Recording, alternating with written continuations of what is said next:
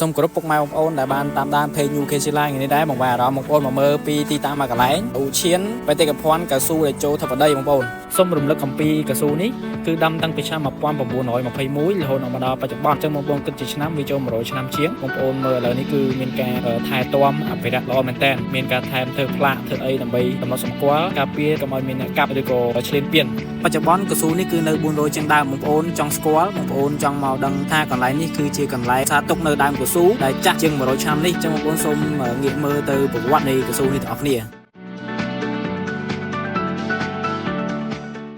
នេះមុំណាស់មិនមានទៅណាទេបាទ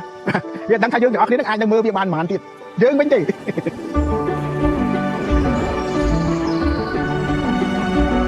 ឡូវនេះយើងកំពុងតែស្ថិតនៅចំការកៅស៊ូចាស់ជាងគេនៅកម្ពុជានៅក្នុងភូមិជប់ឃុំថ្មពេជ្រស្រុកត្បូងឃ្មុំខេត្តត្បូងឃ្មុំបាទគឺអតីតចំការកៅស៊ូជប់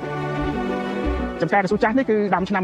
1924ហើយវាមានអាយុ100ឆ្នាំហើយដល់ពេលនេះយើងនៅសល់ចំនួនដើម448ដើមហើយនឹងមានទំហំដី9ហិកតាជាងជារបស់ប្រវត្តិសាស្ត្រមួយទាំងចំនួនបារាំងរហូតមកបន្តបន្ទាប់ហើយវាបានរីកសាយភាយនៅក្នុងកម្ពុជា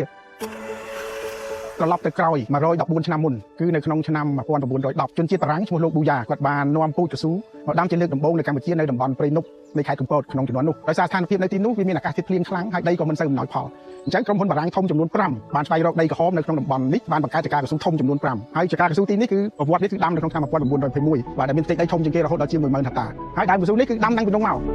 បន្ទាប់ពីបារាំងដាំមកនៅឆ្នាំ1962សម្ដេចឪលោកបានអភិវឌ្ឍចំការកៅស៊ូរដ្ឋមួយនៅខេត្តរតនគិរីដាំក្នុងចន្លោះឆ្នាំ1962នៅមានវត្តមានដល់ថ្ងៃយើងមានរោងចក្រកង់ឡានមួយឈ្មោះថាអង្គរដែលប្រើកៅស៊ូកម្ពុជាផលិតនៅកម្ពុជាយើងមានរោងចក្រស្បែកជើងបាទដែលធ្វើពីកៅស៊ូកម្ពុជាយើងអាចផលិតបានទៅជាអាម៉ូប៊ីឡែតកង់ទូសម្រាប់ឲ្យកូនសិស្សជិះទៅសាលារៀនអីឡើងច្រើនយើងមានសមត្ថផលច្រើនចេញពីកៅស៊ូនេះចូលមករបបសាធារណរដ្ឋកៅស៊ូនៅតែមានតួនាទីសំខាន់ដដែលហេដ្ឋារចនាសម្ព័ន្ធទាំងឡាយទាំងការជាជួរការគ្រប់គ្រងការផលិតនៅតែដំណើរការដដែលមិនមានអ្វីផ្លាស់ប្ដូរទេឆ្លងចូលរបប3ឆ្នាំ8ខែ20ខែដែលរបបខ្មែរក្រហមនេះសកម្មភាពទាំងឡាយត្រូវបានហើយតំបន់នេះក៏ខ្លាយទៅជាតំបន់រងគ្រោះវិញវាខ្លាយទៅជាសមរភូមិប្រយុទ្ធទៅវិញពេលដែលយើងចូលមកវិញចការកៅស៊ូមួយចំនួនហ្នឹងគឺមិនបានធ្វើការជាជួរពេញនៅឡើយទេតំបន់ដែលយើងចូលនេះមានសុវត្ថិភាពតែពេលថ្ងៃចឹងគេយកគឺអត់មានសុវត្ថិភាពទេអញ្ចឹងគឺយើងបើកជាជួរដោយដុំទេ